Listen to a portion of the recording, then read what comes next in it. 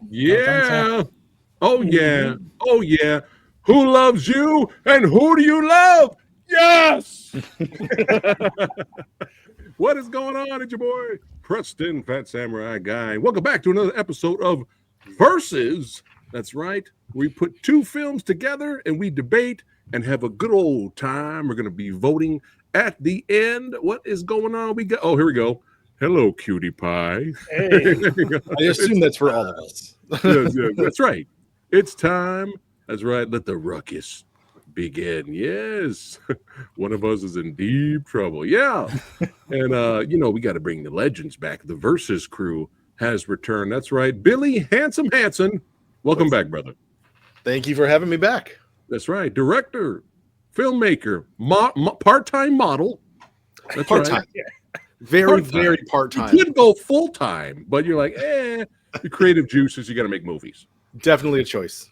Yes, yes.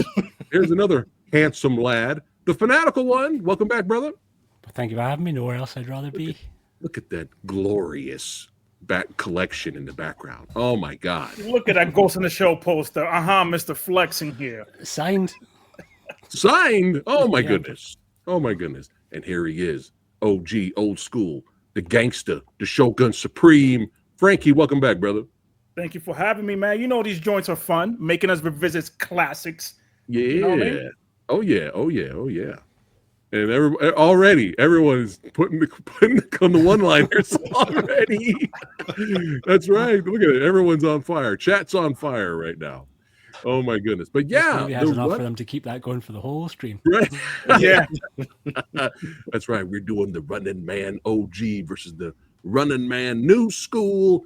And we're going to get into it. Let's go ahead and jump right into this. This will be spoiler heavy. So just warning everybody, if you guys have not seen either of these films, we're going to be talking spoilers because fuck it. That's right. That's how we roll today.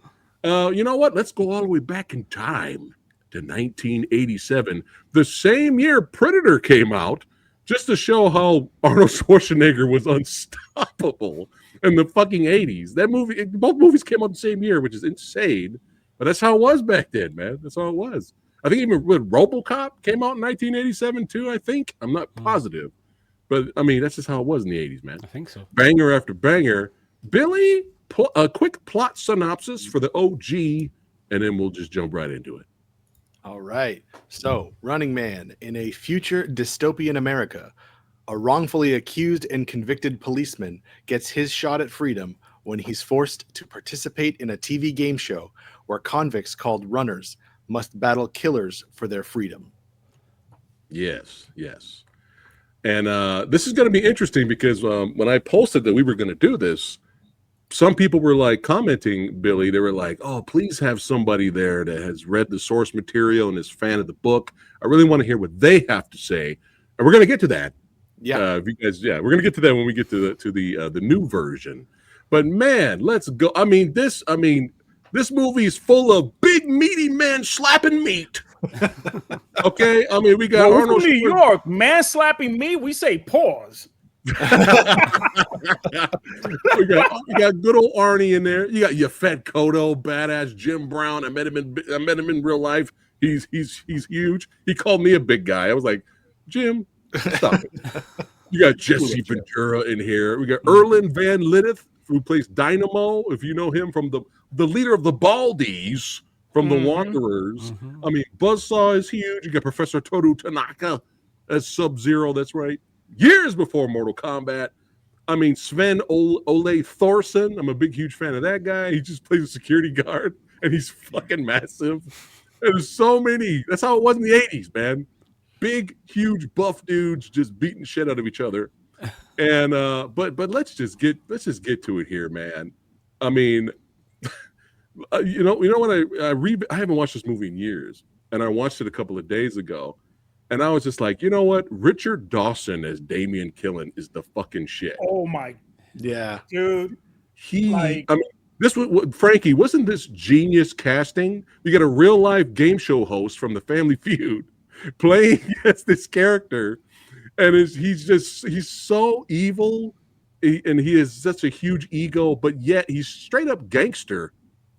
at the same time. He gained. You know, when I resaw this, because again, I love when you do this.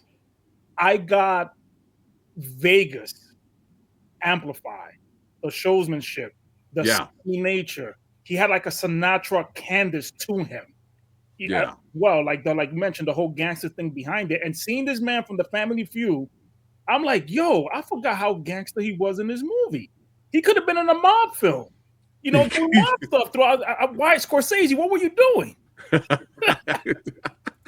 I mean, one of the most gangster lines ever is in this movie when Arnold's got to do the classic, "I'll be back." He's got to throw it in there, right? And he leans over and he goes, "Only in a rerun." I was like, oh my God. That is fucking gangster. You really feel that one. Right? And it's kind of rare somebody puts his "I'll be back" in check. I don't know if that's ever happened I don't think in so. any other Arnold I don't Schwarzenegger Doesn't know normally movie. at get his all, one-liners stepped on. No. Yeah. Only in a rerun. But yeah, I'll talk first and then we'll go around the squared circle here. Cool. But yeah, I grew up watching this film on TV a lot. Me and my dad watched it all the time. And, I always was a big fan of it. But then, of course, when I finally watched it uncut, R-rated, I was like, oh, this is even better. And it's just always been a kind of a fan favorite of mine. I've always enjoyed. It was just a fun movie. And did I get the same feels? Yeah, of course, there's a little bit of nostalgia, rewatching it. Of course, so I did enjoy that part because of fun memories. But it's still like, I feel like it still holds up. You know what I mean? Of course, if you compare budgets, obviously it's low budget, right? Compared to the new one, But I don't know, man. The cheese is the charm with this one. I mean, this has to go down as the most one-liners in one Arnold Schwarzenegger movie that he's done. I think out of his whole career, I don't think he's done this many one-liners. In the movie opens up with the one-liner when he gets arrested and thrown in prison. And they break out already, you don't need a lift. He throws the guy over. I mean, already the beginning of the movie.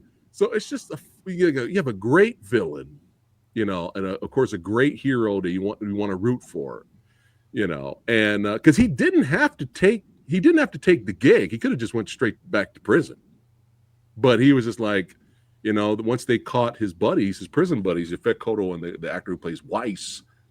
He's like, yeah, if you don't do it, they're going to take your spot. So he's a very likable lead in this. He's like, oh, fuck it, I'll do it. But and she's great. I mean, Maria. yo, we're sleeping on Miss Maria here, Conchita Alonso. She was great in the movie as well. Of course, Predator 2 also.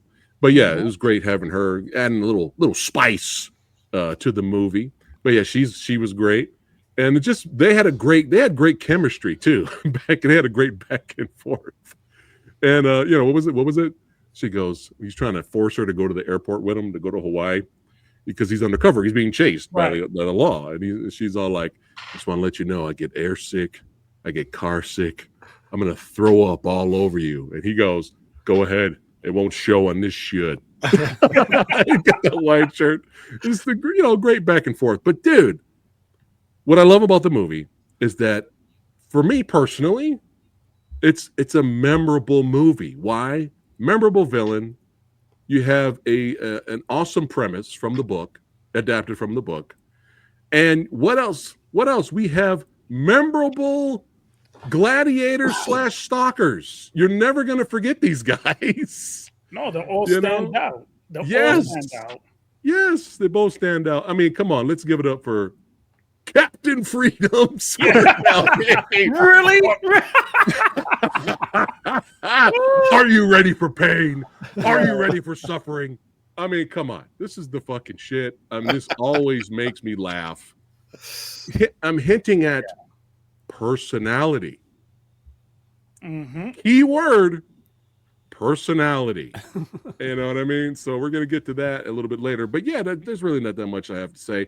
If I have to be nitpicky about the movie, I would have loved for the shootout at the end climax to be a little longer, bigger body count, especially when you got Arnold, just busting caps at the end of the movie. That's a shot at the beginning. But of course, that's just me being greedy. I just want come Arnold. on. Gotta it's get Arnold. killed. Like we I know. want Arnold to do Yeah. Arnold shit. You know, that's Right, what right. it is. Yeah, like 50 more guards could have died. You know, why Yeah. not? Fuck it. But other than that, just it brings a big smile to my face. The cheese is the charm with this one, and that's enough of my yakking. Billy, how was it revisiting The Running Man? And talk about the flaws. Talk about what didn't work. If if there's anything in there that didn't work for you. Yeah, so I did read the book. I have read the book, and I remember when I was a kid watching this movie, it didn't hit me right away. I definitely didn't appreciate it for what it was, because I remember watching it and being like, this is really silly. And like, and then when I saw the rated R version, I was like, why is it so silly if it's going to be so bloody? And there's just like, it just never worked for me. But when I saw it as an adult and a like filmmaker, I went, oh, wait a second. This is actually really cool. Like they knew exactly what interesting. That's really interesting. Yeah. So like I had seen it a few times, and I was, I grew up in Maine. So Stephen King is like in my blood not by choice. He's just like in the air. And so that was the other part of it too. I knew the book, and I knew that the movie was not a direct adaptation of it. And it was sort of like, so the way that I pictured it was like, oh, the studio came in and made it this really stupid, like, comical version of what the story really was. So I just kind of written it off. But yeah, when I revisited as an adult, I went, oh no, this actually makes a lot of sense. Like I see why they did this now, and it's really fun and funny. So I definitely grew to appreciate it more when I got older. And then I rewatched it yesterday, and I was like, I actually kind of love this now. Like this is so much fun. Like you said, it's personality, and you're really rooting for the good guys. You're really rooting for the bad guys. And they really give you those fights. Like those fights are all memorable. And, creating the characters of like the comic characters of Buzzsaw, it all just leans into the absurdity of what they're talking about, of what this show is. And so I'm like, oh, this is smarter than I think it was. And I think that's the case with a lot of movies, a lot of these action movies from the 80s and 90s. It's not just silly action and violence and Arnold flexing his biceps and, spouting off a one-liner. It is about something more. You just, because you can see it if you kind of look for it, if you give it a second and say, give it the benefit of the doubt, look through the hockey of it all. You know what I mean? Like the hockey guy. And exploding you can see pucks. line. Exploding Exactly. That's so silly and over the top, but in the context of everything that's going on, it's really fun and funny, and it lends itself to how absurd the whole thing is. And I was actually really struck this time watching it. There's a line right in the beginning, and we'll talk about this later, but there's a line right in the beginning where I went, ooh, this is on point with the theme from the start, where someone says like, oh, I'm not into, they're talking about the show, The Running Man. And someone says, I think Arnold says, I'm not into politics. I'm only into survival, which speaks a lot to him. But then someone says back to him, when are you going to understand that that's the same thing? And I was like, oh, cool. Like I see what they're doing now. Yeah. And so I do think when you have a simple thing to hang your big absurd action movie on, it has more of an impact with characters, with the villains, with the heroes, and what everyone's fighting against. So you can have these big, silly, bloody battles, but still have that emotional punch behind it, where you understand what they're fighting for, you understand why the bad guys are fighting, and you understand the betrayals and everything in there. Because it was really interesting when you start to see how Ben Richards' actions are forcing,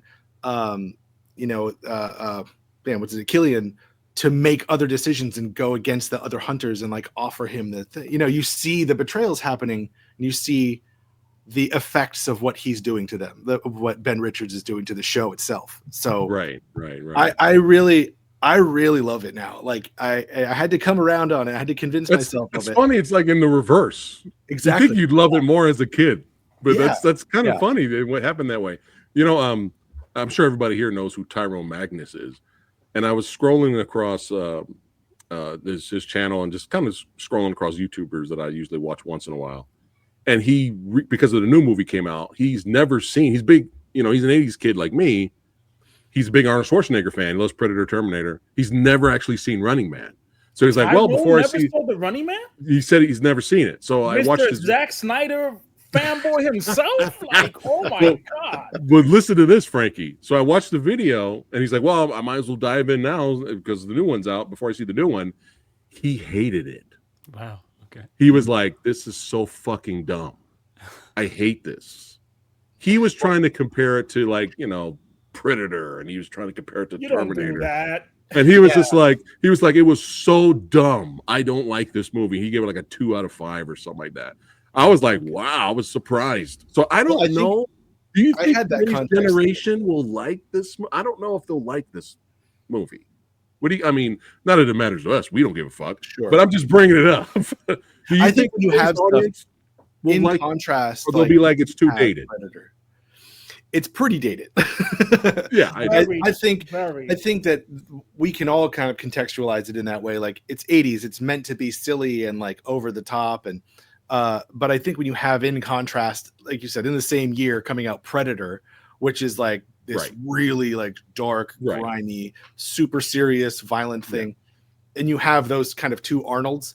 The Running Man looks a little bit silly, and is probably, like I said, it was easy to write it off as just kind of dumb, a big studio blockbuster that ignored the source material and did what they thought was going to be whatever. I did have to grow to it. I had to grow to appreciate what it was.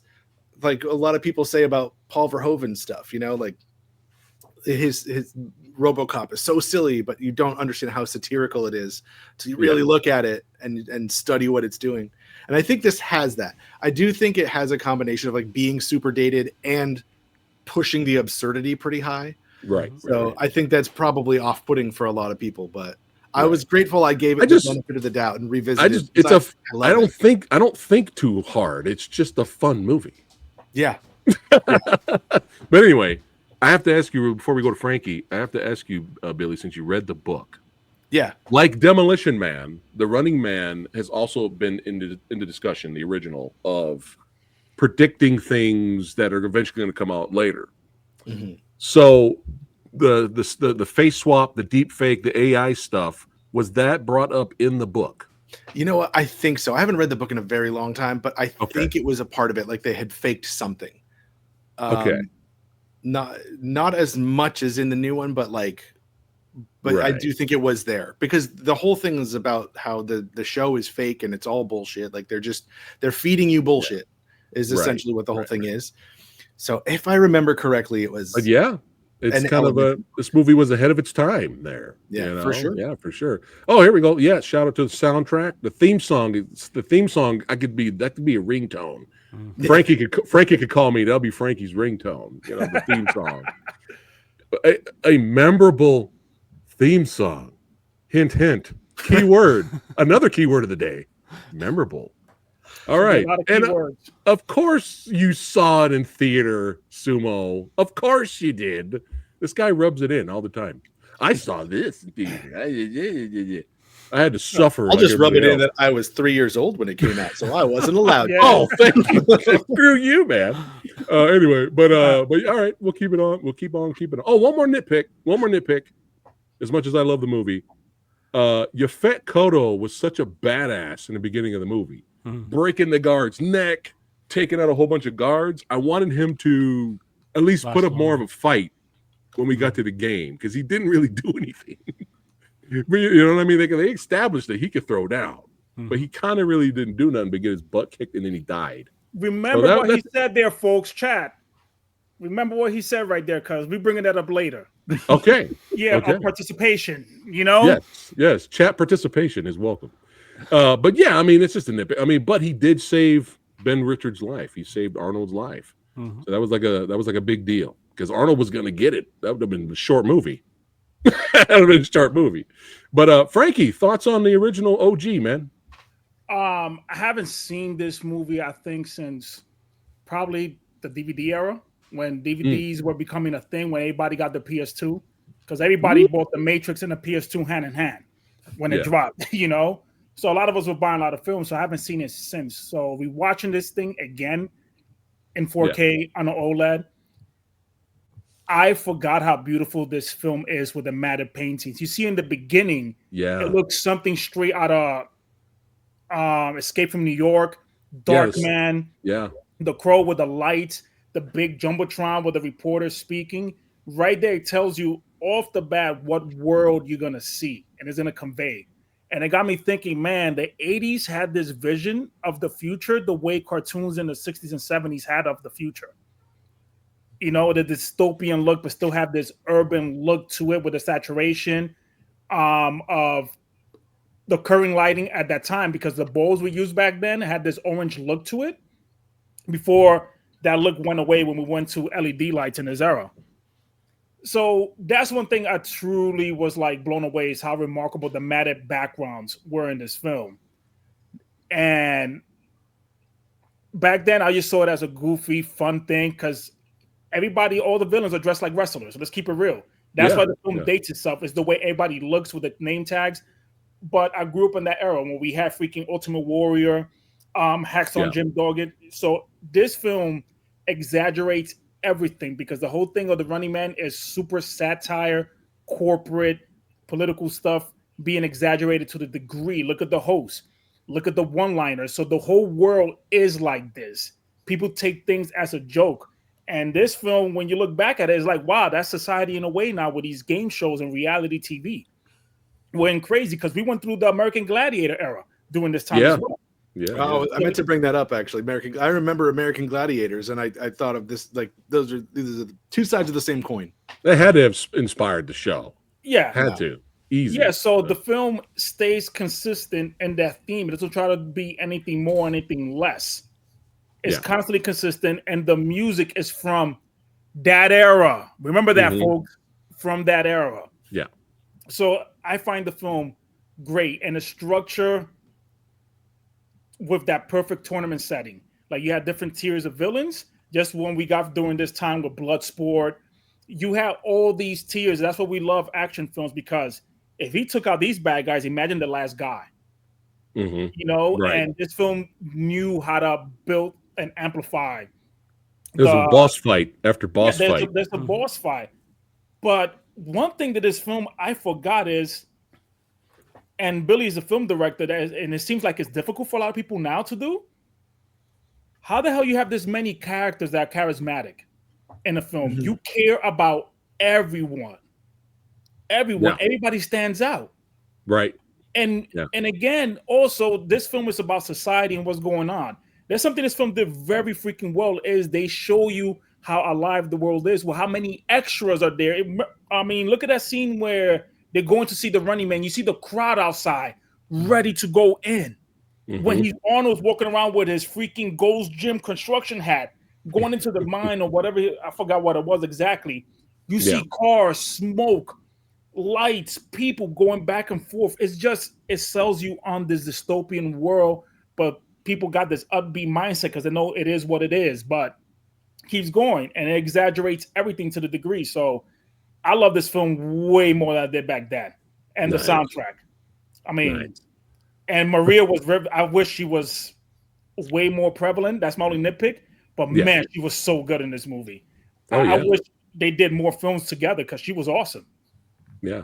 And I forgot to mention that one scene where Buzzsaw shows up and the guy gets in his face and he just palm strikes the guy, and the guy's all bleeding. He's like, Buzzsaw touched me.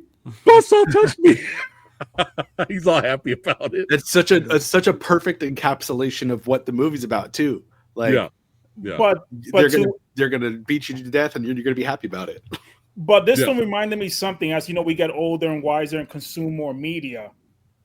It's kind of funny we doing this comparison when it comes to book adaptations. I came across an interesting YouTube video about the most difficult book to adapt, and that's on Catcher in the Rye. And it's a great video essay I recommend people to watch. And certain things are very difficult to put on a screen. So it's always best to take a massive creative liberty and take the idea and put a spin to it. And that's what this film did. Because if anybody, I read Catcher in the Rye in high school, like many of us, and got me thinking, how will you make this film? How? It just be an incel like biopic the way it will come off, depending on how you interpret that book.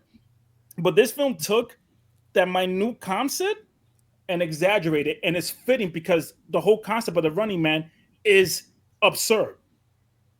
is absurd. And while watching the new one, I'm not gonna get into it yet. I'm like, yeah, there's some Elon Musk shit. He will do this. Yeah, But those y'all are the love vehicles they have are just Cybertrucks, man. Yeah. Yeah, look at it right there. I want to know if this was really Dynamo singing here. I want to know if the actor really had pipes. Does anybody Whoever know? it was pretty good. I don't know, but whoever did that sounded good. Look I at, buy this. it. Look at that That guy. was- Look at that guy. Look at that guy. Oh my god. He's got the size to have the required lungs. So All right, Fanatical. I'm- 2 I'm- out of 5, right? You're with Tyrone Magnus. Pretty much. No. Yeah, I knew it.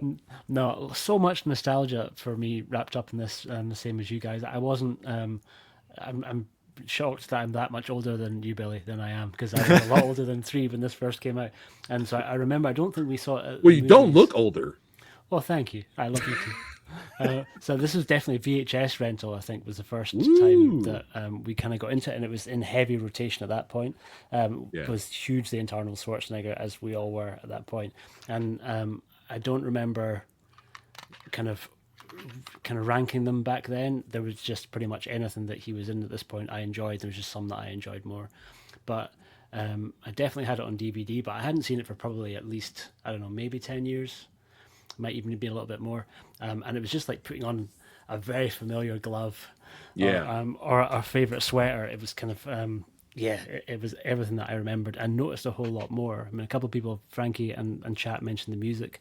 I forgot how good the score is. The score in this is like John Carpenter level good. It's and it's the same dude who did Beverly Hills Cop, right? It's Harold Faltermeyer, and I think it's better than his Beverly Hills Cop score.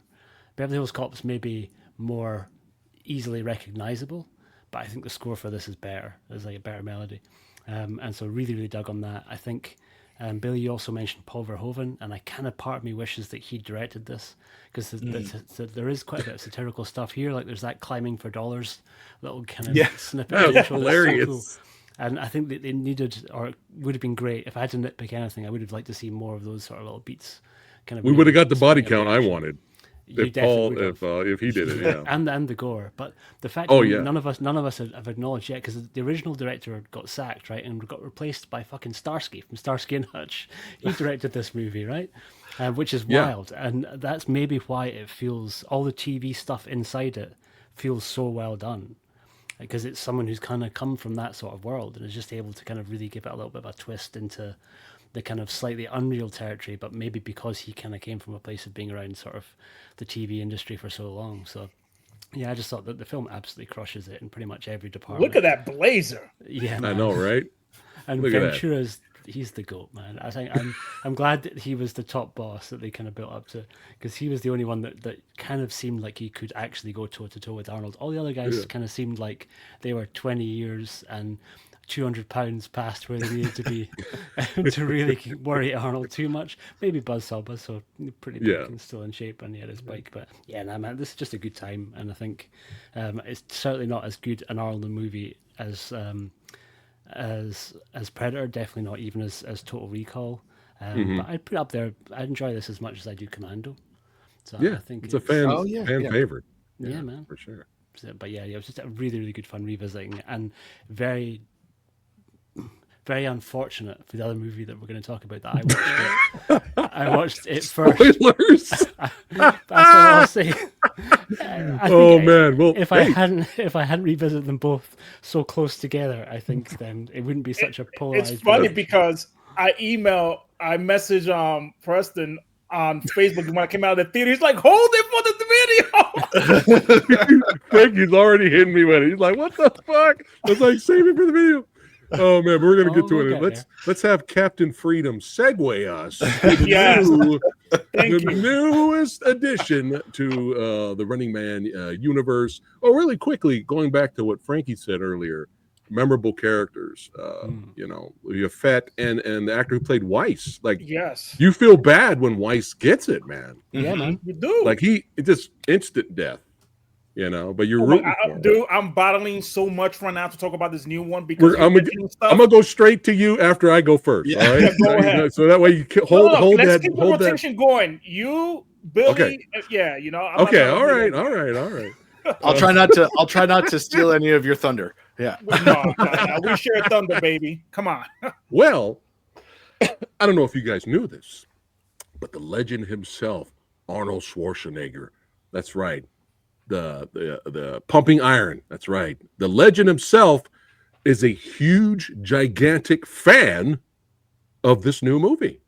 He absolutely loves this new movie. He's doing interview tours and all that. He showed up in the theater for the premiere and talked to the audience. Mm-hmm. He absolutely adores and loves this new version. Here, we got a clip of him talking about it right here. You guys did a great job. You took the concept of my movie and went off with the book of the Stephen King, and you made it bigger and better. That was just a clip of The Running Man.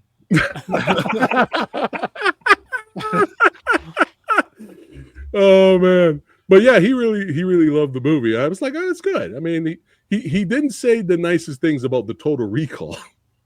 He was like, nah, I didn't really like that one. But I liked that one. The director's cut is ridiculous. But anyway, that's the new one. Yeah, I never seen it. Is it worth watching? The director's cut, yes. I didn't even know there was a director's cut. Did you guys know this? I didn't. So the same, Frankie. It's the same guy who directed Ballerina, isn't it? I think Len Wiseman, right? Yeah. Underworld, yeah. Yeah. The director's cut is where it's at. Okay. You get more context and more like you get a lot. I did not get paid to talk about this movie. I really love it. Yeah. But yeah, I did the trailer reaction a while back, and I was like, well, this, they're doing their own thing. It's not a reboot or remake of the Arnie movie. That's where I would have been like, But I was like, all right, they're basing off the book. They're doing their own thing. I was like, okay, this might be fun. Big, huge Edgar Wright fan. Love Hot Fuzz. Mm-hmm. Fanatical people say Hot Fuzz is his best movie. What do you think of that? That whole Cornetto trilogy is pretty hard to kind of place up against each other, because I really like Shaun of the Dead. I think it's always kind of comes down to either Shaun of the Dead or Hot Fuzz. Yeah, maybe Hot Fuzz overall probably does top it. It was so strange for me seeing him direct movies, because I kind of grew up right the way through when he was doing Spaced. So he was just that guy that made Spaced, and then seeing Simon Pegg, I love that show. His that career show's so good. Stratosphere as well was just crazy. So funny. But even back then, you could sort of see that he had leanings towards really cinematic stuff, and he had so many good ideas in that TV show. Scott Pilgrim, man. Yeah. And Baby Driver's great too. I love Scott Pilgrim. That was such a surprise. And even Guillermo del Toro, when he went to go see Scott Pilgrim when it came out, and Guillermo was like, we need more movies like this. Mm-hmm. It was so original and fresh and based off material. Mm-hmm. And it's this movie. But my problem with this, and I did an out of the theater quick reaction vlog, really quick video, but there was a lot more I wanted to say. But the things I left out of there was it just didn't. One of my pet peeves was it didn't feel like an Edgar Wright movie. Nah, not at all. No. It didn't feel like an Edgar Wright movie. Where was the personality? Where was the memorable characters? It just did not. Anybody else could have directed this movie. That's why I'm wondering, was there some sabotage behind the scenes? I don't know. Rick Myers will let us know on the next action film autopsy. I'm sure he's going to be doing his sleuthing. But I mean, I'm just sitting in the theater, just like I want to have fun. I want to like this. But man, the movie was losing me, and I was dozing. That's not good. If I'm in the theater and I'm like, that's not good. Did anyone else laugh hysterically when William H. Macy's character got killed off screen? I didn't laugh at all. I was like, when this shit's gonna be over? It's like they raided his place, and then I looked this way for a second, and then I looked back. I was like, oh, he's dead. And I was trying so hard to get some kind of amusement out of the movie that I started laughing. And there was another thing, the humor. Nothing hit for me personally. Nothing hit. Nothing was funny that was supposed to be funny. Even that the Kardashians ripoff, the parody of the Kardashian show. Every time that kept coming on, was it the Americanos I or actually something like that? genuinely legit thought that was the Kardashians for I'm sure maybe the first 5 minutes of I'm sure that was the point, right? Yeah. But every time it just kept coming on. It should have just been one time, Yeah. right? But Should've it been kept different coming show. on, and I'm like, is this supposed to be funny? Like I'm sitting here like, what are we doing? You know? And what was, Glenn Powell, he was really trying. You know, I have not seen a trying lot. our patience. I have not seen a lot. I don't think maybe this is the second Glenn Powell movie I've seen. So I haven't really seen him in a lot. I haven't seen Twisters or anything like that. So yeah, he's jacked. He got ripped for the role, but what a waste of jackness to just for this scene. It would have been cool to see him like shirtless or sleeveless fighting the villains, but then that would have taken thought. We can't have that. But I mean, even when the villains were introduced, I was like, okay, Killian in this version, all right. And, I like Brawlin, but I mean, it's like he's more of a behind the scenes Killian in this. He's not really the host. And another thing I brought up in my vlog was I said the host of the actual host, he was a lot of fun. I didn't mean to say that. What I meant was the actor seemed like he was having a lot of fun playing the role because I didn't really give a shit. Did you guys watch Severance, by the way? The No. TV show Severance. I've seen the first season, but not the second. I felt that the guy who plays Milchik would have been a much better choice for the host of the show. Nothing against the actor they did pick, but the guy who played Milchik is unreal good, and he even with the same dialogue. Yeah, man. Yeah, just watch Severance and you understand that guy crushes everything he touches. Yeah, but the comedy didn't hit. It didn't feel like an Edgar Wright movie. I was losing patience. I was. Oh my god! When we get to the Emilia character, is that how you say her name? Is it Amelia? Amelia in the car, right? Jesus fucking Christ! That took yeah. Jesus Christ! When this character, you see this face right now? Yeah. I'm almost done. When we get to the Amelia character at the end of the movie, the movie treats her as she's the main character now, and we stick with this side character till the movie ends. And I'm like, who is this? He should have just hijacked the car, had her, hostage, and then get away and then do something else. Keep it moving. And we have this back and forth. No, it's time to learn a lesson, audience. Are you ready to learn a lesson? It's time to have this dialogue back and forth. It's like, we already know this shit, man. We know the game is bad. We know it's rigged. Yes, the hierarchy is bad. Poor people are suffering. We know all this. But yet he has to take the time out of being chased and hunted by murderers to show this character we don't know that he's a good guy. What the fuck are we doing? What are we doing? I'm sitting in the theater like, what? And I'm sure the actress, sweetheart, I'm sure she's probably a great actress. But I don't know why she was like super overacting for this character. Like she was just yelling, "You're a bad person, and you left your kid." And even when she was on the plane and got between him and Lee Pace, she's screaming, "I'm done with this. I was on your side, but I'm done." Blah, blah, blah. I'm like, dude, what am I watching?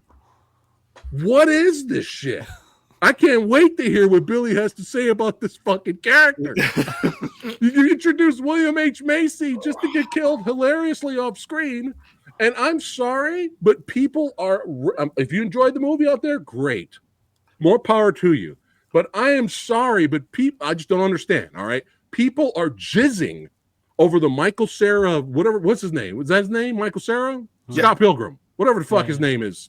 People are jizzing over that scene like, oh man, when he showed up, he killed it in that part. And that, oh man, that scene, the Home Alone scene, and when he's taken out, oh my God. And I was literally Frankie. I was like, who is this? I don't care. Let's move on. I don't give a shit about super soaker electricity deaths. Where the fuck are we going? Yeah, I was like, this is what you guys were talking about? Watch more action films. Again, comedy didn't hit. Didn't care about characters. The fuck, it didn't feel like an Edgar Wright movie. And then the action was so uninspired. And we know Wright can do action. Look at the driving scenes in Baby Driver. Look at the combat fighting scenes in Scott Pilgrim. Look at the shooting scenes in Hot Fuzz. Look at the bathroom fight in At the World's End, which was an homage to the Warriors. There was nothing. And the stalkers in this were so unbelievably forgettable. Yeah. They were just I was just like, come on. You kind of only really had two that you can even semi-remember. The blonde one, they kind of kept pushing him, and then they have a horrible one-on-one fight that you could barely see. Yeah, which he has to get saved in. Like if the other guy hadn't cut the Achilles heel of the blonde dude, he kind of would have lost, right? Our supposed hero, And I'm not, well, when we go to Billy, I'm going to look up the cast here because there's a stunt guy that have a huge respect for. I would love to interview him in the future, and I'm so happy for him. But I'll segue back to it. I'm so happy for him to get this opportunity to be in AAA movies like this. I'm happy for him. There's a couple of crazy high falls, right? But it made he was one of the stalkers. But it made me, and you see him at the end. He played one of the pilots. Okay. But it made me more angry. As much as I was happy for him and his career, it made me more angry because I'm like, dude, that's the guy who played fucking Akuma in Street Fighter's Assassin's Fist. This guy is a fucking beast. And you're just not having him do anything. You're just not having him stand out. What a waste. He would have made an amazing stalker. Personality. What are you doing with this guy? So that annoyed me.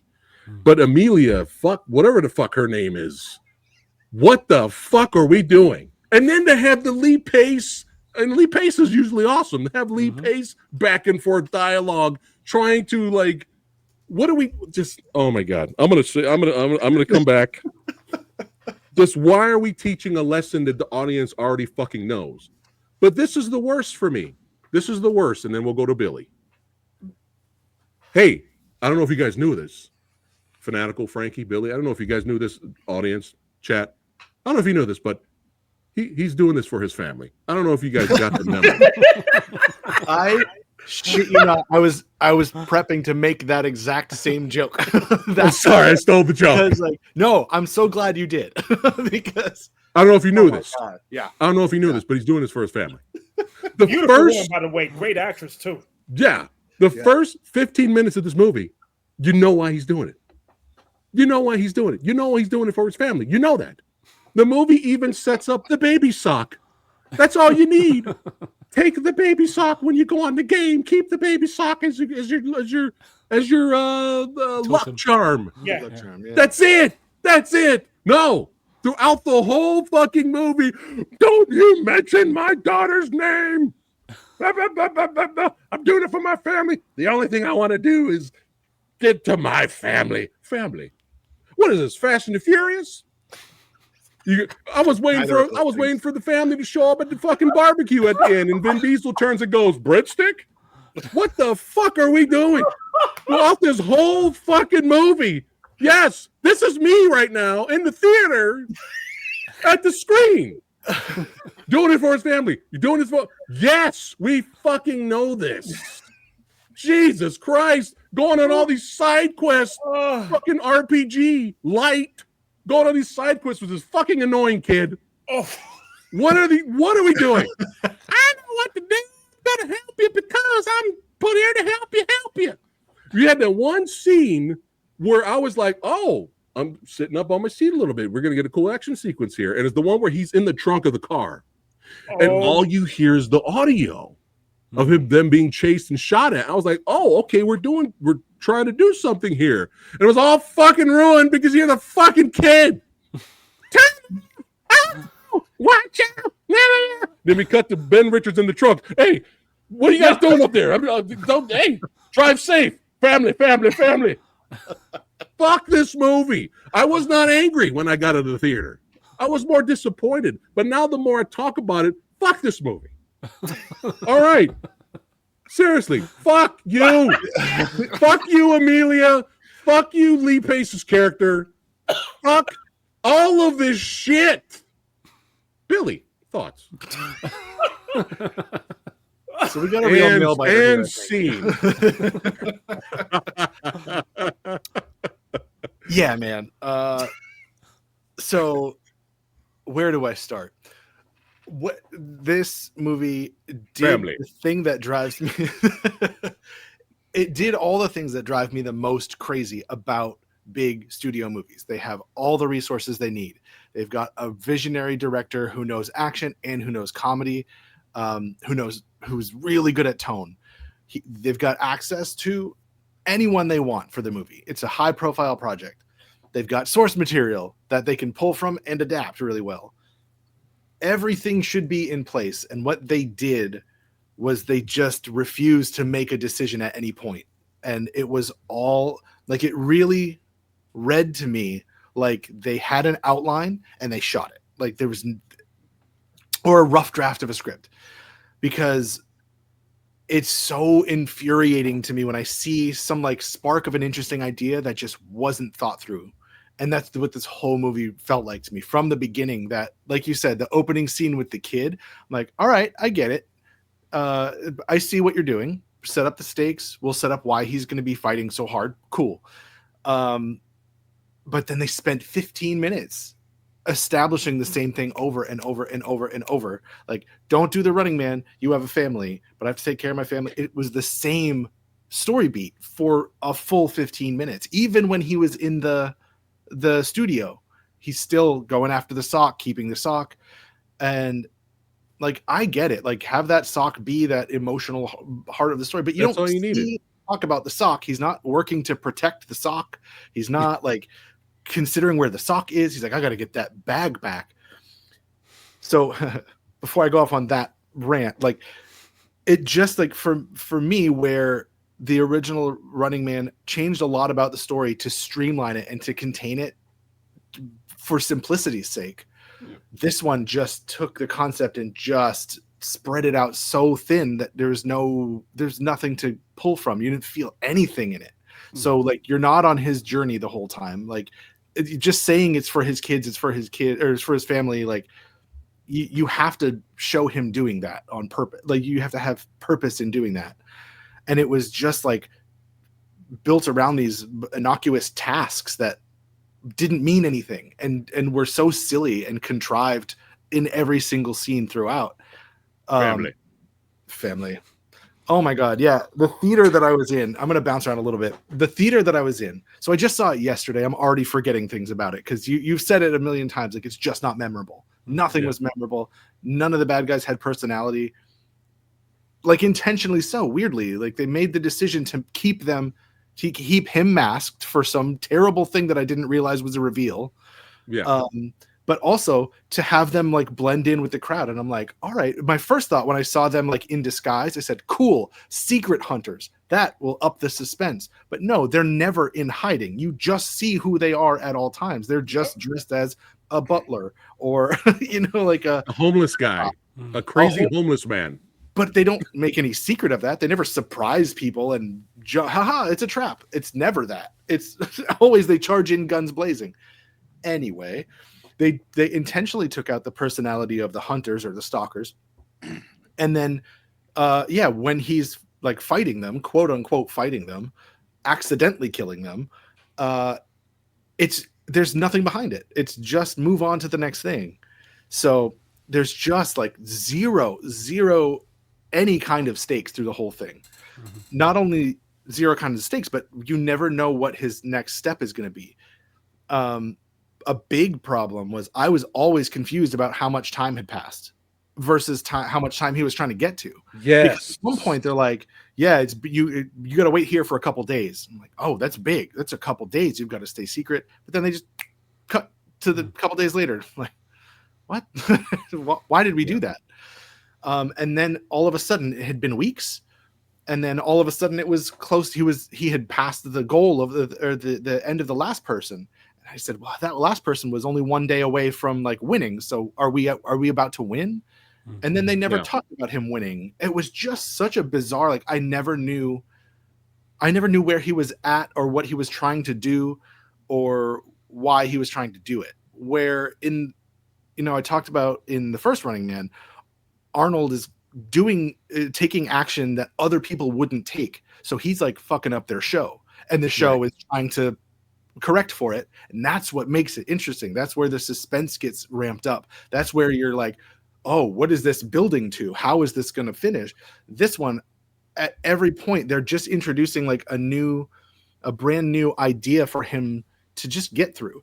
And the best example I can think of is when he meets the guy and his kid, his annoying kid, and he's showing them like their dissection of the show, like their opposition to the show is like this conspiracy theorist kind of guy who's saying, look, they always have this kind of character and this kind of character, and this person, they're just going to let him live to get ratings up, and then they're going to kill him. Like the final guy, the loser character that gets killed instantly. Yeah. And the wild card. The wild that card, usually doesn't last. Yeah. So in essence, they told you what's going to happen, and had already happened. They had already offed the easy guy, who was, I don't understand why they did any of that with his character. It was nothing. It meant nothing. It felt nothing. It showed nothing. And the music was all over the place too. The score was all over the place. Yeah. I'm gonna walk to the music. Walk to the music. I'm gonna walk to the music. You know. Okay. Music. Yeah. Oh, man. I feel like I could do this for 10. Are we still trying to be a fun movie? Hours. What are we doing? We're staying alive? Are we staying alive? And I'll tell you, man. So when we got to that third act and he gets in the car with Amelia, I guess, or I don't remember what her name is. Almost immediately, the theater that I was in started laughing because it was so absurdly over the top and transparent about what they were trying to do. It was almost like they were trying to say, hey, we have been talking about this the whole time. And what did she say? Yeah, she went off on this whole thing like, no, you're a terrible person and you left your family. So essentially falling for the lies of the show, right? Right. And in one scene that's about 3 minutes long, he shows her the picture of his family and says, look, this is my family. Jesus Christ. I'm trying to get back to them. And she's like, well, you made me feel like a bad person. So like literally that's what the line is. You made me feel like a bad person. Now I'm going to show you that I'm not. But then she wasn't on his side fully. She was still duplicitous. That's what I mean about like no one was making any decisions for like what the characters were, what they meant. Because Maria in the first movie, her role was interesting because she was that character falling for the lie of what they said. She was suspicious of him and she tried to stop him until she saw, oh, he was telling the truth. The show was lying. And as soon as she discovers that, she's in the game with him and the stakes are high and she's got character momentum. Like it's the thing that drives me the most crazy. It's just indecisiveness. Because it's so important from the onset of storytelling, not just movie making or screenwriting, but storytelling. What are we saying? You've said it a million times too, Preston. Like, what are we doing? What are we doing? And that's such an important thing. And it was just nowhere in this movie. That's why everyone is so pissed off about it. And I don't get pissed off at bad movies a lot, but I get pissed off at this kind of thing where it's like, this is just simply not thought through or executed in any way meant to elicit any kind of emotion. Like you're not supposed to, what experience are we supposed to have from this? Sit in a theater for a while, enjoy the AC. Like that's what it felt like to me. Anyway, I don't get too amped up about movies, but I'm the same way. Like I got out of the theater, I was like, that was pretty bad. Yeah, but you're a fan of the book. Yeah. So it's kind of like, come on, you know. That's what I was gonna say. When they first dropped the trailer and I realized, oh, they're doing the book thing where he's just out in the world and everyone is in on it. I was like, cool, the scope is gonna be bigger. It'll be more interesting to have like the people like be against him and stuff. But they didn't do any of that stuff. And the stuff that they did do was so silly. This is the last thing I'll say, and then I'll move on because I know everyone's got more stuff to say. Frankie's gonna explode. Yeah. But literally combust. The action was so undynamic and uninteresting. And the main one where I said, ooh, I'm in trouble now because this is never gonna get better than this, is when he realizes that the stalkers are after him or the hunters are after him. They're at his door, but he's upstairs, and he looks down and he goes, I think he went downstairs. And they all go, let's go downstairs, and then leave his door. And then he still chooses to go out the window and sneak into his apartment. And all I could think was, if this is just a contrivance, or the whole thing is a contrivance to get him dangling out the window in a towel. And it was so frustrating. And when I in my theater, no one was having it, right? Everyone was laughing at the big silly stuff. Someone shouted, "Can't they see him?" Because the street is flooded with cops and people that are after him. Yeah. And he's literally dangling out there with the drones. The drones that can follow you anywhere. Yeah. And they DNA just tracking. don't see him for a long time. Yeah, the DNA tracking streetlights, like, oh man, there was just nothing to build on any sort of suspense, any sort of motivations at any point. And it was just, I don't know, man. I was really shocked at how little craft there was in it. Yeah. So yeah, it's souring on me the more I talk about it too. So. Right. Like I was not this bad when I got out of the theater. Yeah. Frankie, before we get to you, really quick, before I forget. So shout out to Joey Ansah, was one of the stalkers. He was one of the pilots at the end that had to fight in the shootout. Yeah. He's phenomenal. I would love to have him on the show one day. But this is him as Akuma. Yeah, I remember. Yeah. Oh, cool. Yeah. This is your stalk. You got a stalker right here. You got a guy who can move, do amazing martial arts, has a physical presence. No, he's just one of the dudes. So Also, how do you have that stuff pisses me off, man? A main character set up as the angriest man that's ever done the show and never have him go on like a rage spiral? Like that's his superpower. You said it a million times. He's so angry. I'm glad you brought up the time issue, because at the end of the day, since it's 30 days, this game is 30 days. This should have been a TV show. Mm-hmm. I could have did a TV series since it's 30 days for the entire contest. I think you should have just did a show. Yeah, a good show, not this. Right, but a good show. I think it could have worked. Because you could spend more time with the characters. You can spend more time with the side characters. You can throw in the action when you want. I think you should have just did a series since it's a month. But yeah, it feels it's supposed to be a month, but it feels like it took place over a weekend. Yeah. Yeah. I couldn't tell you how much time had passed, even though they had literal chyrons to tell you how much time had passed. I literally couldn't track it. It's so weird. All right, Frankie.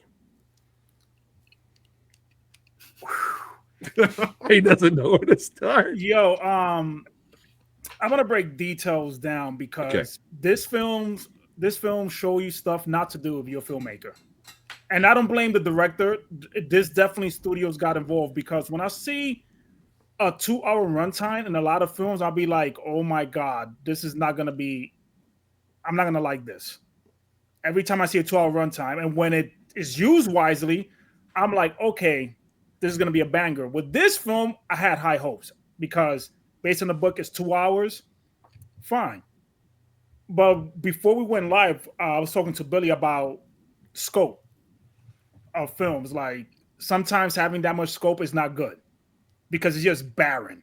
And that's what this film did. How are we going to go to different cities, especially Boston, and we run into a revolutionary man and his kid and not be used? Besides, I got shocked when he opened the door to show all his TVs. I'm thinking, oh my God, this guy must have weapons. We're going to see like a different version of the Black Panthers. They're going to help the running man. No, he's a YouTuber, basically. I'm like, okay, but let me backtrack because it's a lot. Yeah. The film does, and we all agree, did a great job in the first 10 minutes. I'm like, okay, this is the world. It looks very gritty, real life situations we can all relate. And the dynamic between him and his wife and how she much cares and how much, she has to work, do double shifts. Everything's already set up. Mm-hmm. A man that every freaking 8 minutes, I got to hear about family, you barely see them after that. The same problem I had with Havoc.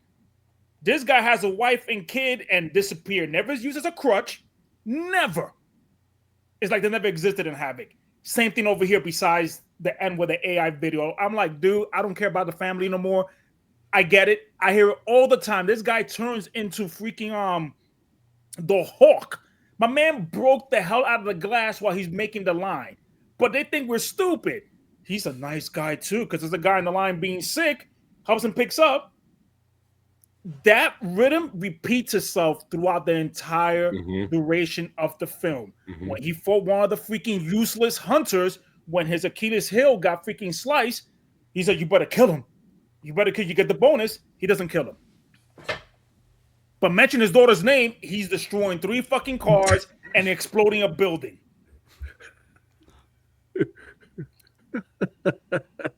And one thing that had a problem, and I do this with a lot of films, and great films know how to follow the rules of the universe they're presenting. The rules of this film, what it tells you and who this man is one of the most overpowered things ever I have seen in a movie. You will go to Canada. The U.S. government could go there. No problem. I didn't know what the fuck was the point of him going to Canada for. I thought it was like, okay, they can follow me here. Nah, I got a fucking stealth fucking bomber. We're good. I just need ratings. All these rules, and people use CRT TVs, 2 characters, because there's no cameras in there, analog setups. You thinking you get a hint of there's people fighting back, but the streets are empty. How the fuck are we going to see a chase scene and there's no cars in the streets? There's no people in this movie. It's one of the most barren utopias and urban environments I've seen in any film. It's empty. When he came out dangling, I'm thinking, oh, we're going to get a crazy apartment shootout. Nope. We're going to get here with an annoying kid that told a stalker, I know people that will fuck you up. He runs away. He's hiding. He finds our homeboy, Mr. the Hawk. Yeah, you better let me go, man. I know people that could. I'm like, why is he repeating this? And then when you go inside their house, it's repeating the same thing that happened with his child. She's there in the bed, sick. What do we see? Another young girl, they're sick, and they don't have money. So I'm thinking, okay, we're repeating this again. They're making this person sound like he's a big deal. Oh, I'm going to get you out of this. Oh, I'm the man. And he's jacked as hell. Useless. What we're going to get, like you mentioned earlier, a car scene of my man, Glenn Powell, moving all around. And the only action we see is he's looking through a peephole where he got shot at the back of the truck. Yeah. Again, nothing's going. This movie is doing a lot and nothing is happening. And then we get these awesome looking hunters that look like the soldiers from Metal Gear Solid Phantom Pain, you know. And I'm thinking, okay, this movie's gonna do something interesting. Are we gonna get the owner of the network as the last hunter when he did the face reveal? I'm like, who the fuck is this guy? Why do I care? It's Lee Pace. You have these mailboxes. I kid you not. This movie pissed me off. They got a bracelet where you could be tracked. You got mailboxes when you put that letter for the show, flies off. I'm like, how many like location devices? Like, this is worse than freaking mainland China, where you got to fucking scan your eyeball to use toilet paper. And then you got all these contestants. And he said, look, I broke it down. These are the type of tiers of people they pick. So you telling me the people that compete in the show don't watch the show? You got Katie, who's an amazing actress, just be a horny lesbian throughout the whole thing in Vegas, and they never killed her. She's the wild card. Until, you know, she's looking like Elvis running out and look something straight out of Grand Theft Auto. She go like, yeah, fuckers. And 2 little freaking kids out of the Midwest got fucking cereal boxes for burning her. I'm like, how the fuck you didn't give an action scene? Yeah, I was going to ask Billy, the 2 side characters, were they anything in the book, or was it the book just mostly focused on Richard's perspective? I think they're in it. Like there are definitely like other runners in it too. Man, that's a shame. Should have reread it before. Yeah, so they're just wasted characters. Sad, but the thing is, as a director, you sit there in the editing room and you look at the film. You still got to take creative liberties to make it exciting for film. Yeah. You know, because if lucky for me, I actually have something called, you know, courtesy. If I was a scumbag, I would have been going on Twitter like this. Yo, this shit is ass. What the fuck? I would have taken my phone and recorded. Look at this dumb shit. But that's the thing. I'm going to calm down now. You have these awesome looking set pieces and not being used. You give me 2 annoying characters, and you guys didn't mention it. Michael Cera's mom. I want that lady to get shot so bad. Was that his mom or his grandma? Grandma. That woman needed to get bazooka. That was the only funny. That's the only part of the movie I think I actually laughed out loud. when he just threw her ass in the room. I was like this in that scene. I was like this, and then this film, when that music kick in, has one of the worst soundtrack curations there is. This film has an identity crisis. Yes, Are you trying to there be it a is. funny Yes. satire film, but you giving me serious tone? But then you got wacky stuff, but you're not using the wackiness. Mm-hmm. And I'm like, this film score sucks. I don't remember the shit anymore. The soundtrack pissed me off because it's for the wrong film. It's there's some good songs in the movie, but it doesn't fit the tone. That's not the tone of this movie, or there's even a tone at all. I should have had my hoodie on. And then you got people with awesome little booby trap homes, barely used. What we get, Michael Cera with a super soaker and water and electrifies these guys. Oh yeah, I love my bacon crispy. I'm like, where's the fuck is the shootout? Why are you not on top of the house? Like, you guys didn't see that TV show? The guy who did the first raid, he has that awesome British show, Gangs of London. Yeah, Gangs of London. That house scene in episode 6, where the dude drops down. Why are we not getting that? These guys, like I said, is the most overpowered rules I've seen in a movie.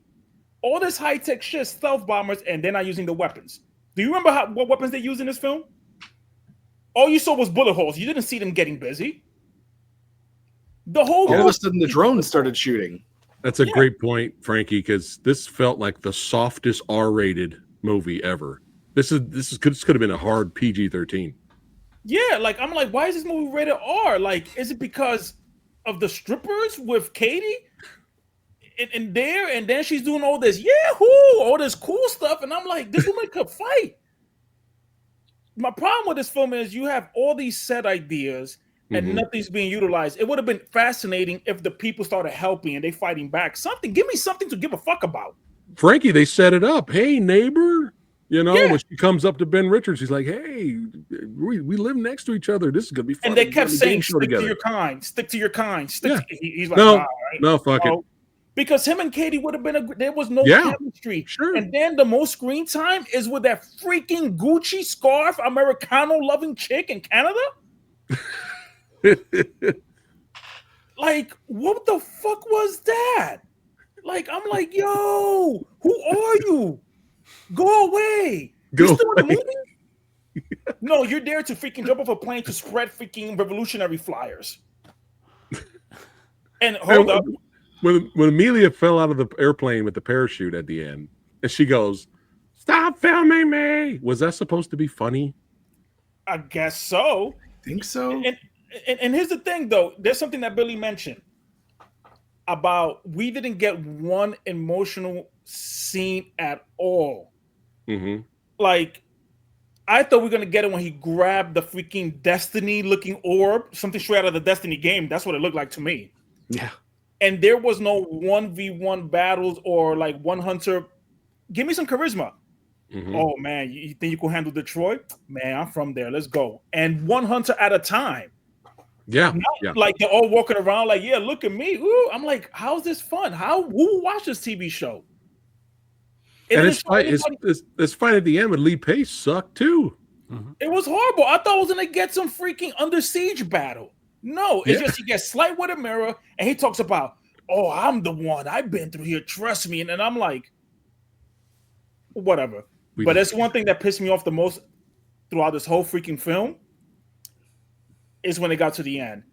You telling me you put the damn stealth bomber. That's what I keep calling it. It's not a stealth bomber, but you know what I'm saying, guys. Yeah. You put the plane It doesn't on matter, autopilot. Frankie. It's okay. Yeah. It's this movie. You put this plane autopilot. People can go. You can go to Canada at ease. All this other shit. You shot down the fucking plane. Somehow you didn't have control of the escape pod. My man's still left with the bracelet.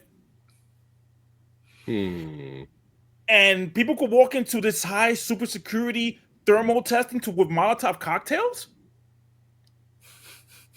You have a gun on the freaking host's head, and he goes, "No, read the fight print. The reason you can't kill me because it says fuck you." And he walks away. I thought you don't give a fuck. Just shoot him. Who gives a fuck? Who's gonna kill you? Like your own people are gonna turn around and shoot you because it says fuck you on his contract? I was already checked out. Oh no, This I pay plate, attention because I wasn't even thinking of all this. So I'm glad Frankie's no. bringing it The up. thing is, when I really don't like something, I'm gonna go in to argue with freaking the online memers because I went through this with the other film, one battle after another. I didn't enjoy as much, but when I saw that film, I was like, "This is a meme movie." I called out every scene. I showed my notepad of what people are gonna post on Twitter, and I was dead on. It's a meme movie, fun movie. Yeah. That movie, I was like, I don't give a fuck. I'm having a blast, and I got to see this late anyway. Yeah. Let's not talk about good movies right now. We're talking about bad ones. But the escape pod thing made no freaking sense. And like I said, thermal sensors, Molotov cocktails, and then there's a revolution. This one found a box. You tell me that box doesn't have a fucking beacon? I'm like, I'm done. Dude, when the credits came up, the little comic book panel shit, I'm like, oh, we're back to comedy? Fuck this movie. I literally said, fuck this movie. Fuck you for applauding, bro. Because I had a couple of Modelos. So I was ready to fight. So this was also Frankie's reaction in the theater. And you see that sweat? That wasn't. It was filled with Modelos. So it was Modelo sweat. It's anything else? Anything else, Frankie? Before we go to Fanatical. Nah, I'm gonna catch a heart attack, bro. Nah, man, go. Like... All right, Fanatical. What can I say that's not already been said? I think this movie cost $110 million. Should have given it a Billy. Which is, to put it into context, that's 10 Godzilla minus ones. Where did the money go? Like, because none of it appeared to have worked its way up on screen. Like, I liked the kind of kernel of the idea, and I've not read the original source book, but the idea of putting it out into the bigger world could have been quite interesting if people in the real world had actually interacted with the situation at all, other than the few that kind of helped him, sort of, despite having like resources that they shouldn't have really had. I got really fucked up with the mailbox thing. I think I missed the next 20 minutes of the movie because my brain got stuck in a feedback loop of trying to work out, is that how their mailboxes work all the time? Is like each mailbox one letter per mailbox? Oh yeah. So does it take off as soon as anyone puts anything into it, or will it only take off if it's a Running Man tape? And then like, what happens if you want to post mail and a Running Man tape's just been posted? Are you fucked until it... So I went there was a whole journey that I had that was much more interesting than the movie. And I'm trying to work out what was going on with the mailboxes. But I think like Edgar Wright co-wrote this movie, and Samurai, you kind of said it doesn't really feel like his stuff, and it really doesn't. It's just devoid of any kind of heart, charisma, soul, passion. I really don't like Glenn Powell. I can't remember if I've seen him in anything else. He's just the definition of meh. Like, I guess he's kind of pretty, I suppose. He's a photogenic guy, but nothing that he was doing acting performance-wise could I really get behind. I didn't know if he was trying to play it funny, if he was trying to play it straight. I didn't buy him when he was being angry. I didn't really buy him when he was being funny. And then I started thinking, well, would it have been any better with a different actor in it? Not really, because the script would have still been the same, the setup would have still been the same. The Hunter's really ineffective. Like, out of three of them, two of them they didn't manage to catch or kill. The girl got killed by two random kids with flamethrowers. Yes. I think we were meant to laugh at that beat, but it wasn't funny at all. Josh Brolin was trying really hard, and I do like Josh Brolin. And so I think he was basically the only one that when he came on screen, I at least enjoyed what he was doing. So then I'm ending up rooting for the evil guy who has the show. And I don't think that's what the movie intended for me to be going that way. I don't think I'm supposed to be on the side of the evil corporation, but I did find myself kind of rooting for them. I like Lee Pace a lot, and I thought he was still managing to do some semi-charismatic stuff. Like they killed it by using it in the trailer, but the whole bit with throwing their grenade down the hallway and then more of that kicked back was as close as it came to anything that kind of semi got me interested in what was going on. The cinematographer for this, and this is something that really fucking bothered me. Cinematographer for this is the Korean cinematographer Chun Hoon Chung, who shot Old Boy. So this is a man who knows how to shoot beautiful looking action, beautiful looking movies. Old Boy is a spectacularly stunning film.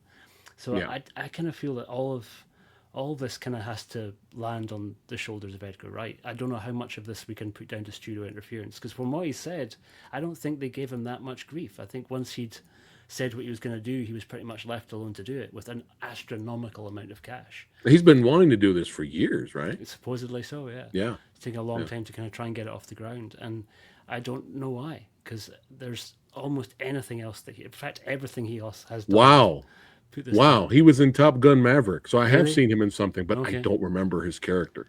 He's just a big. I don't remember his character in Top Gun Maverick. He's just 6'2" or nothing to me. It doesn't register with me at all, and I certainly kind of no kind of action star. But how dare you, sir? How dare you? Okay, it just fell. It's the next Bradley Cooper. All right. I'm not really a fan of him either, to be honest. We're sorely lacking for movie stars. He's the next Matthew McConaughey. I like McConaughey. I like McConaughey. Hey, don't slander. No more McConaughey slander, bro. No, I like it. Yeah, I love True Detective season 1. Killer Joe. McConaughey, all right. Yeah, man. Yeah. Watch Killer Joe. He'll turn you around. Yo, Killer Joe's underrated, bro. That's such an underrated movie. But yeah, go ahead. Look, I got Chipper there talking about a good movie. Look at that. I'm all hey. You're remembering happier times when you watched stuff that was worth watching. Yeah, I'm almost was tempted to invoice you for this, because not just for the ticket cost. It's time that I want back and need because I'm in my advancing years. But yeah, it gives us an excuse to rewatch the old one. You know. Yeah, that it does, and that's what that made it even worse. What you're saying is you wanted to run away from the film. Yeah, this was spectacularly bad. This is, I think, maybe possibly the worst movie that I've seen this year. Wow. Dude, the greatest thing I saw in a movie theater is when the credits were about to kick in, a guy a few rows over me hopped over the seats and just walked the fuck out. He was like, yo, like, fuck this shit. As soon as the credits popped up, someone in my theater went, boo! There you go. Somebody booed? They quite literally went boo at the top of their lungs. Wow. Like, that's correct. That's a correct thing to do. Yeah. Even the game show aesthetic, I was disappointed. Yeah, didn't work. Yeah. The girls came out. I was like, enough. they're getting ready to jam like the old school, you know? It's And funny then you no, mentioned we're the done game with show that. because all we saw when they're doing the game show was backstage. Mm-hmm. Yeah. It didn't feel like a game show like the 80s version. It didn't feel like I said. It was soulless. It was barren. Yeah. It was these weird camera angles, like this 3/4 side profile. The closest they came to engaging with that stuff was the black dude who had his own YouTube channel. They should have done that. When he was highlighting like some of the audience members had been used from different series, that was like an attempt to try and almost do something. Like he was cracking the code of the fact that it was all fake. Yeah. But those moments were pretty fleeting. I would have preferred to see him as the running man, actually, when it come down to it, because he was a lot more of an sort of entertaining presence on screen when he came around. Not the younger kid, but the guy who had the... he was better, and I think, it just fell flat for me. And I don't know why they didn't kind of stick with that dynamic of the three runners semi kind of being sort of together. They all kind of just went their separate ways, and the other two were pretty much forgotten about. And why on earth did the girl go off on like some big gambling spree? Like of this, like, was it like a power play to be like, look, I'm flaunting the fact that I can. She's the wild card. I forgot whatever the second tier was. That was. It was the simp. For some reason, all of them talked to baristas. For some reason.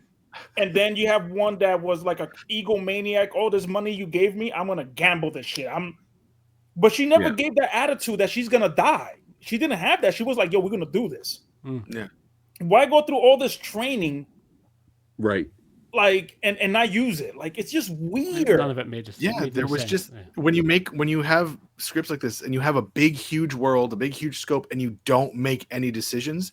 All of that stuff, it's just like it makes no sense. It's nonsense. Like, wow, why did she do that? Why did that other guy not realize that he was on this show? And he probably should be utilizing some survival skills, not going for coffee. Like, they're tracking you. You have a thing. Like, what are we doing? He's the dumb one. That was the tier. Yeah. That was... But that's what I go. Like, why did you introduce this tier? Exactly. Like, do you people actually watch the show? Do you know you're gonna get killed? And when they run up to him, he's like, "Oh fuck, all right, cool." Boop. Like, it's Looney Tunes. I'm like, what did he get out of any of them at all? Just don't introduce them. You went on a show to talk to baristas because now you can finally buy a coffee? What? You couldn't do that before? Like, there's something to be said there. You know what I mean? Like, there is something to mine story-wise and character-wise. Like, if he is so poor that he's doing this and the simple cup of coffee, like, that's something to explore, but not just to toss in as a side note because it's just confusing. But they didn't use it very well. Like, you never had a sit-down with all three going like, exactly, man, I don't give a fuck, but I remember when I used to buy things and everything. forget the health thing. That's already shoe her in. Talk about more of the struggles, what you went through. You know, mention like the reason I'm this skinny is because I freaking can't eat. Like, you know what I ate? I fucking ate a rat. Put a reference to freaking rat burgers. I don't care. Do something care or mention Katie. No, Katie O'Brien, great actress. She was in Love Lies Bleeding. Oh yeah.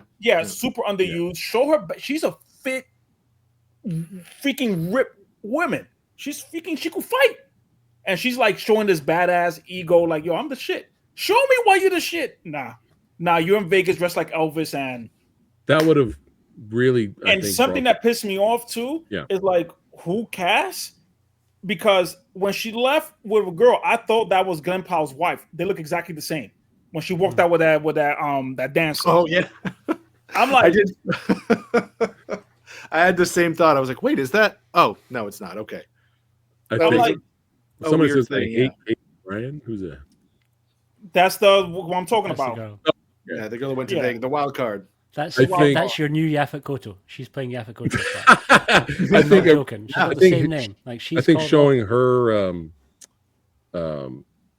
fight back and fight with Glenn once in a while, a little bit. I think the audience would have been more invested. I think they would have. I got on board. I was expecting that it was going to be like The Purge once they got out into the road. I thought it was going to be little gangs of roving feral, kind of kids and normal people who just happen to be running out with shotguns or whatever. So almost like the end of Hot Fuzz, that thing that you've already done in another movie. I thought it was going to be like that, but it's weird that going back to the rules of the world. They got a bounty on you too. If people rat you out, they get bread. So you're telling me a place that has gambling and people are losing money are not gonna put your they introduced the concept. You get money. Yeah. Film the runners and you get paid. No one's gonna do that. Especially in a casino. Yeah. And again, it goes back to I'm glad you mentioned the whole time because I'm like, wait a minute, we're about to hit 20 days and Katie's still alive in a casino? There's a rule in the casino they can't go in? No, and that went out the window when they went in. I'm like, yeah. God, this movie. Was there anything else, Fanatical? No, that's pretty much it. I think I'm the more that we're talking about it, I'm getting depressed. I'm not even getting angry at this point. One of the things that's crazy to me, one of the things that occurred to me while we were talking is that there's another angry, depressed. Yeah, Running Man. We're in different stages of denial. The Running Man. Put that on the poster. The Running Man 2025. Disappointing, angry, depressed. Dude, it's crazy to me that The Long Walk also came out this year, which is also Stephen King, also about a TV show. I want to watch that. Yeah. Yeah, I won't spoil anything for you, but I'll tell you, like, it's got a lot of the same themes, and a movie about a group of guys walking across the country is far more riveting and engaging than this movie called The Running Man that is supposed to be crazy like action. Yeah, people that I spoke to really loved that movie. They found it to be a sleeper. Yeah, I think it's super dark, but like when you see it in contrast to this, I'm glad you brought that up because the more funny things that the movie threw at you that I wasn't laughing at, I was in the theater going, you know what? If this is not going to have that personality charm or wit or comedy once in a while, this needs to be disturbing. I want this to go straight dark, hard R violence and disturbing where you see what fucked up shit's happening to these runners and then we're cutting back to everyone cheering and having a good time and placing bets. I think we really had something here and I'm assuming the book was that way. Well, do you know what the original ending of the book was? No. Oh, it's different from the movie? Yeah, so that's one of the things I do remember. Tell us. So it's more similar to the new Running Man, but it ends in a plane. Like he gets a plane and he has to fight someone on the plane. But he gets shot in the stomach, and as his like guts are coming out, and he's like, "Oh well, I'm dead." He takes the plane and steers the plane and crashes it into the studio. And God, it's fucking gangster, bro. Right? So I had a moment of excitement when so much better cuts him in the stomach. I was like, oh my God, they're gonna do it. Like they're gonna go with that dark ending because they set it up. But then they did all the weird shit with the missile and then like you already talked about it, Frankie, but like Wow. it's so confusing at the end. Like what you're just undercutting yourself over and over and over. When that ending, you set it up perfectly, and it would have been a rare moment of engagement and emotional impact or anything happening. Dude. But yeah, the end of the book is As like his guts pretty was gnarly. spilling out. Yes, I yes, remember please. he gets shot in the stomach and his guts are starting to come out, and he realizes that he's dead. And I think he's talking on the phone with Killian. And he's trying to convince him to, I don't remember, like come onto their side, whatever it is. He's like, no. And he flies the plane, like I think directly into his office. So also when I saw that they established Josh Brolin's office, like, oh, he's going to fly the plane right into the office. Awesome. That's pretty metal. I would have been shocked. I would have given the movie points for that if they. Yeah, if and they it goes kept back to what I said. This But you world can't was do that because Family. It would have been great because I'm glad that you brought that up, because it would have been great if his wife seen that plane crash happen. We didn't see her.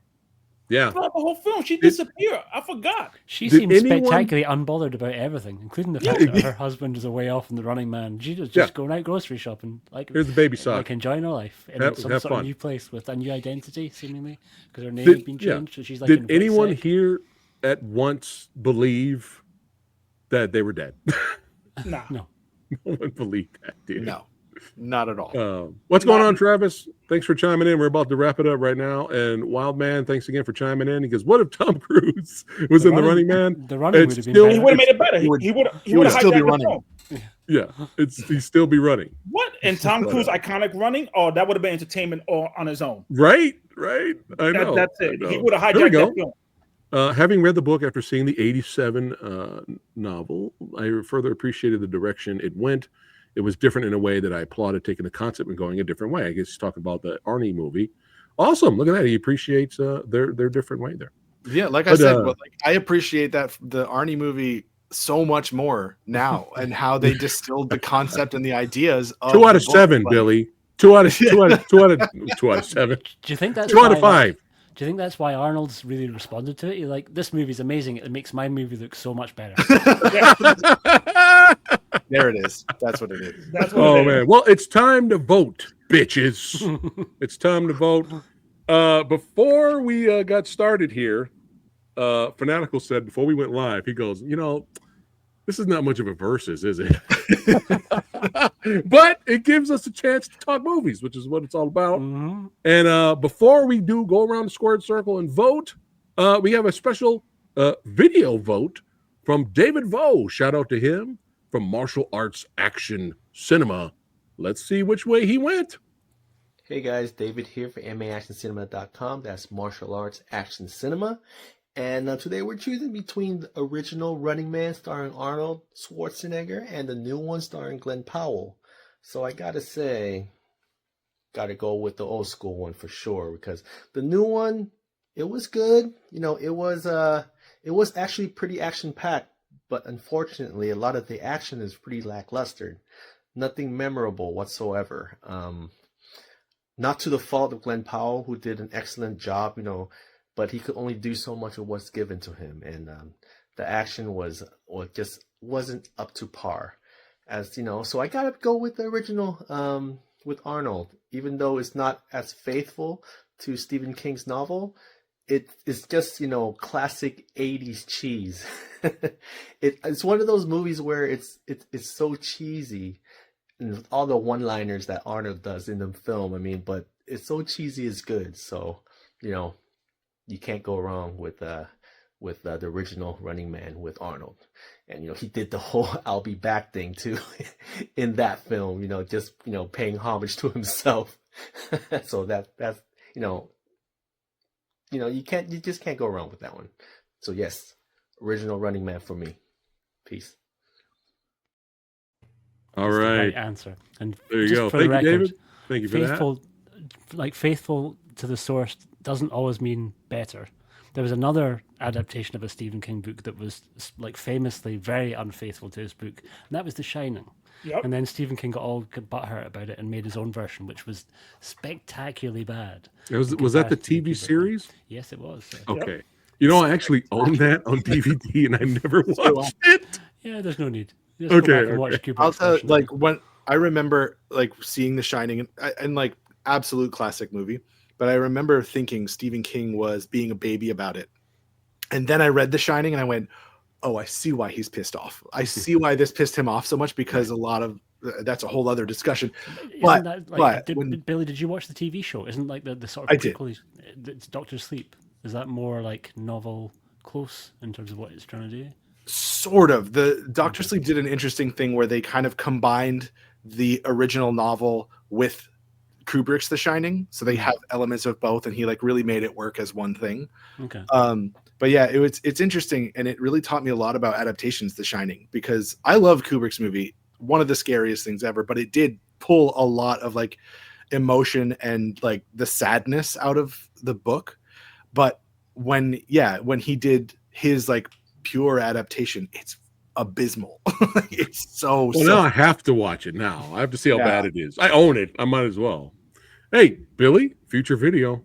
I sense a future video. Down. Yeah. But let's get to the voting here. We got to wrap it up soon. Billy, who are you voting for?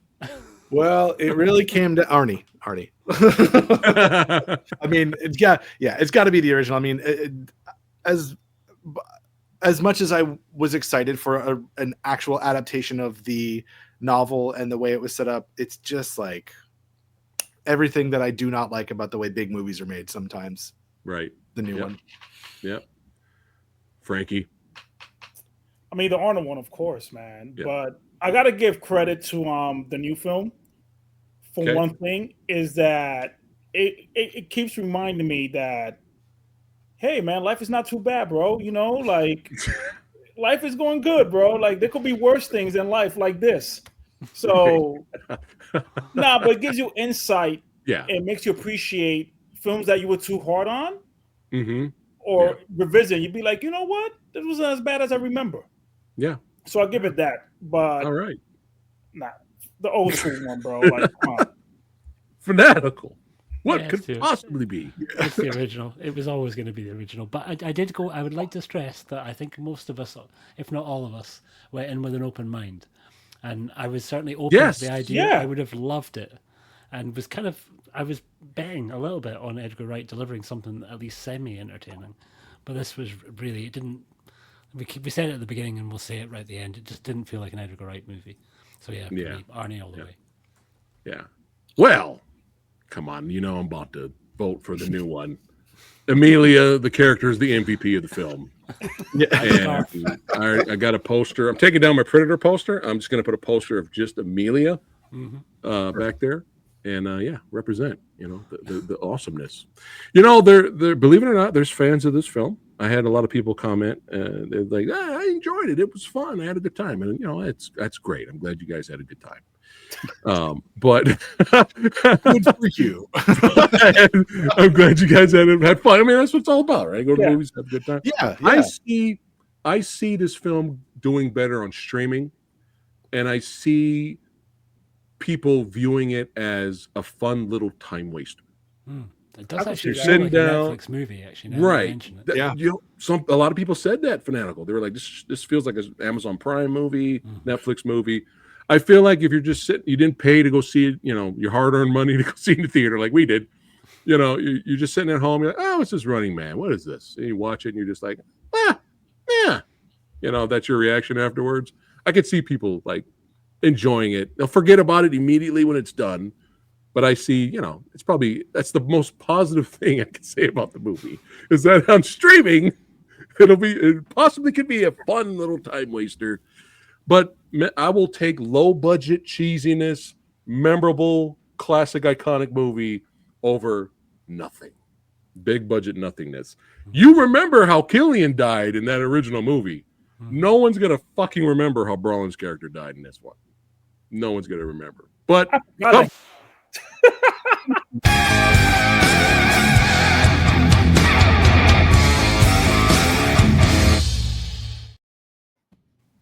nailed it.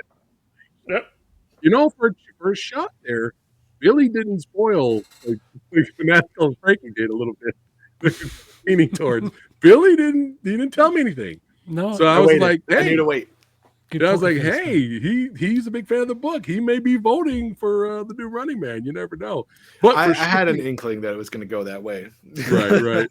For shits and giggles, every Versus episode, I got to do a poll on the YouTube channel. Yeah. So who did the community vote for? This is brutal. Not only is this one of the most one-sided full sweeps Versus episodes, but holy shit, look at this. That's accurate. Holy fuck. Yeah. Well done. Wow. Who Well are done, the community. 3 dudes that are like, yeah, Glenn Powell? That's Glenn Powell, Edgar Wright, and that girl that played Arnold Amelia. Schwarzenegger. Really, yeah. Finding the pole. I think her real name is Amelia, but it's spelled different, which is kind of funny. You're but, right. It is. It's Amelia Jones playing Amelia Williams. But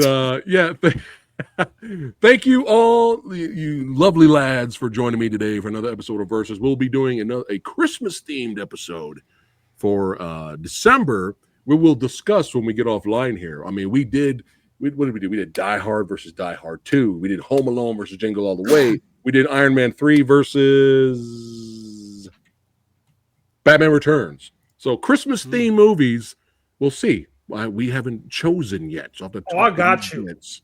You got me? Don't say anything yet. Yeah, We're I going got to you. discuss when we're done here. But thanks again for watching. Love you guys. Thanks for hanging out. Don't forget to like, share, and subscribe to the Old Samurai Guy. Follow the Movie Dojo podcast right here on YouTube and on Spotify. And click on the links in the description box below and follow these lovely, handsome lads.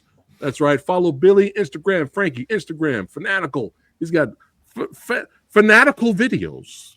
I don't know. I think I said that wrong, but he's got awesome stuff. I just saw your Shaw Scope Volume 4 video went up. The Arrow release. I gotta watch that because I want to see what movies are in there. I'm excited to see that.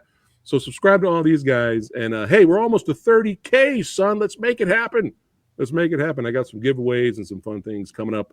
And keep watching them action and sci-fi movies. And just for fun, when this stream is over, let us know in the comments who you voted for. Even if it's the new one, let us know and why. It would be interesting to read the comments. I want to know why. But shout out to William H. Macy's character, son. Let's go. All right, guys. We'll see you on the next one. And Fanatical, hood up, son. Get the hood up and walk us out. Ben Richards style. Walk us out. Yeah, baby. Yeah. Yep, that's the one.